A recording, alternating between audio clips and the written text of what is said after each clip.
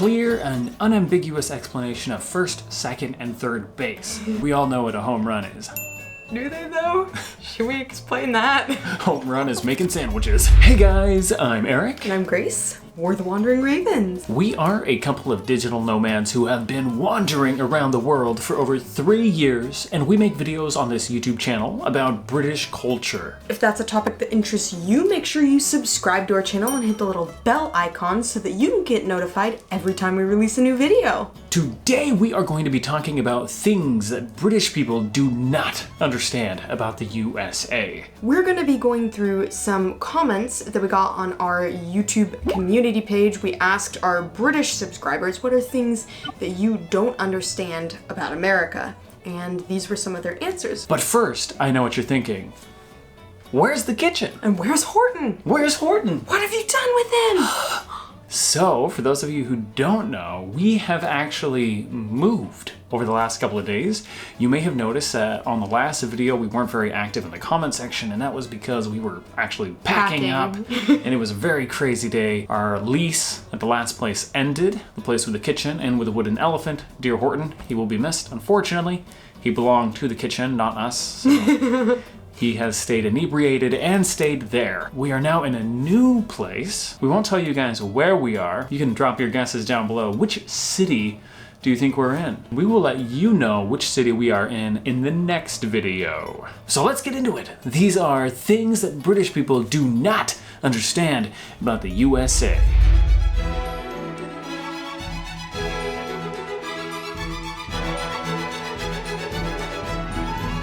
When the US says that the president is the leader of the free world, never really understood that. He only leads the US. I don't remember him ever having a say in UK politics and laws.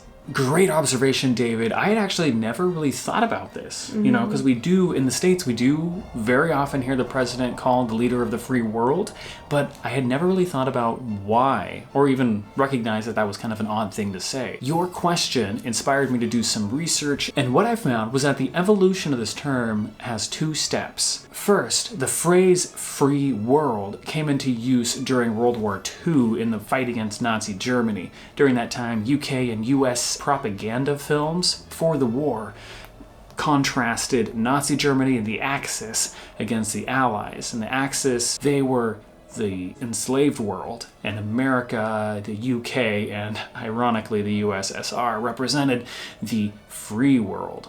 So after World War II, this phrase, the free world, was out there. And immediately after World War II, in the beginning of the Cold War, that phrase transitioned to mean the UK, USA, and other democratic countries versus the communist countries. And during that time, because the United States after World War II was kind of the only world superpower, you know, in possession of atomic weapons for a time, the president then began to be called the leader of the free world. So nowadays, you know, in 2020, there are multiple superpowers now. The US isn't the only one, like it was at the beginning of the Cold War. And so now the phrase is really outdated. You know, the president is no longer the leader of the free world because we have multiple countries leading the free world at this time. But I think the reason why it's still used is just tradition, because the president started being called that during the Cold War. It's just a hangover from that. It also has something to do with American pride. Yeah. I mean, let's be honest, there's that American sense of pride, so of course they want their leader to be the leader of the free world. Yeah, there is a healthy amount of pride for each country, but, you know, as we've talked about in our video 10 Things We Hate About America, which you can watch here, American pride can go too far. Jaywalking. Why does it matter where you cross the road if there's no traffic around? This actually has a pretty interesting history as to how jaywalking became such a big taboo in the States. Now, when cars were becoming popular in America, pedestrians began to encounter this problem for the first time of walking in the road as they normally did and being struck by an automobile. And so people were getting really mad. They were like, why are we allowing these things on the road? This is really, really dangerous. Automobiles are bad, and the people's opinion was starting to turn against automobiles. And so the automobile industry was like, oh, well, that's not good. We gotta do something about this. So they began to vilify people who walked in the road or crossed the road. They kind of turned this against the pedestrians and were like, see, it's your fault. You crossed the road at the wrong spot, and that's why you got hit and broke all your bones in your body, so you shouldn't do that. This propaganda campaign by the automobile industry was so massively successful that popular opinion turned away from the car to jaywalkers, the people walking in the street, and popular opinion turned so much against jaywalkers that states began to pass laws banning the practice. To us today, that term just sounds kind of random. Why a jaywalker? What does that mean? But back in the day, when this happened, back in the 1910s and 20s, 30s, the word jay was an insult used to describe vulgar, lazy, and careless people. So it was a bad thing to be called a jay. And now in the States, like for example, Seattle, the city where we're from, if you get caught jaywalking, you can get a $60 or more fine. People have actually come and studied the people in Seattle, done scientific research on pedestrians in Seattle, because they just don't jaywalk, and it's kind of a funny thing at this point. Like, why don't Seattleites jaywalk? It's a reputation we have. We don't jaywalk. School kids pledging allegiance just seems completely bizarre. We've heard this one a lot from British people and other people from outside the United States who are just blown away by how American kids pledge allegiance in schools. And to us, initially when we first went to the UK and heard people complaining about it, we didn't really recognize it as being an odd thing. But the longer we've been away, the more and more odd that practice has become. So yeah, we're kind of in a place now where we ourselves are a little bit conflicted about that practice. But the history behind that began back in the 1800s or so, when America was experiencing mass immigration to the United States from Europe, and all of these new people were coming in, new citizens coming in, and people were like, hey, we need a pledge to help these people foster loyalty to their new country. And so they invented the Pledge of Allegiance so that new citizens could recite it and feel some level of camaraderie. I can never say that right.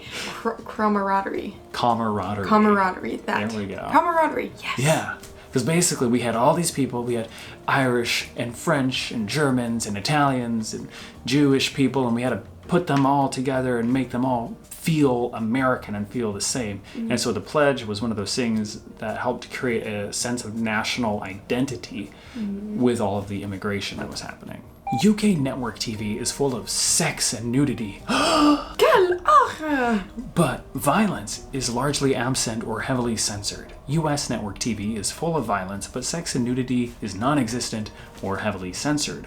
Why are sex and nudity considered corrupting and evil, but violence perfectly okay to show children night after night on US TV? While in the UK, sex and nudity are considered harmless entertainment, but showing too much violence on TV is bad for society. Is it because of the Puritan origins of America? We're not exactly sure as to why that is. Personally, I think the UK is better in that regard. I think that sex and nudity is far less damaging. Also, America has had several revivals and just waves of transformation. Religious revivals, prohibition, periods in time where things became very taboo, and a lot of that has stuck around. Like, I think that a lot of Americans have this weird relationship with alcohol based off of our history with prohibition. If you know, please leave that in the comments below. Why is it widely accepted in America to have graphic violence on TV, whereas sex and nudity is super taboo in the UK is the other way around? Why no electric kettles? This is another one that we've heard a lot of British people ask us. Why don't Americans have electric kettles? Now, the reality is there are actually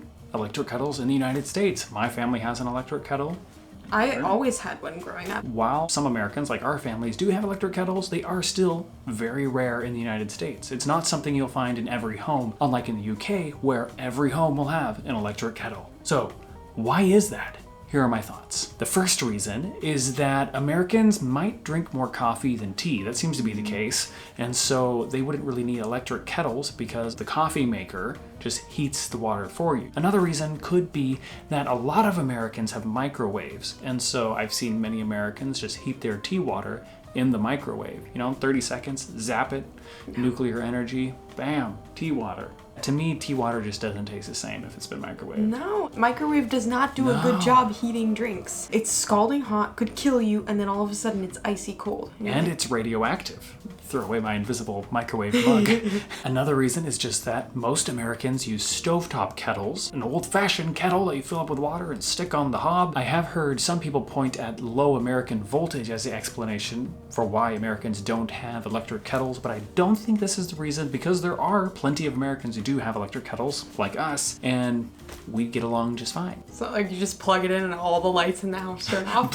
No! He's making coffee again! Are you running the kettle? Overall, I think the main reason why most Americans don't have electric kettles is simply that they don't know about it. They aren't that common, and even though we do see them in stores, people are so used to having stovetop kettles and microwaving their water that they just don't realize that using an electric kettle would make a drastic improvement in the quality of their life. We in the UK have our washing machines in the kitchen, but why don't Americans do the same thing? That does sound practical, but most American houses have a separate utility room, and that's where the washer can be found.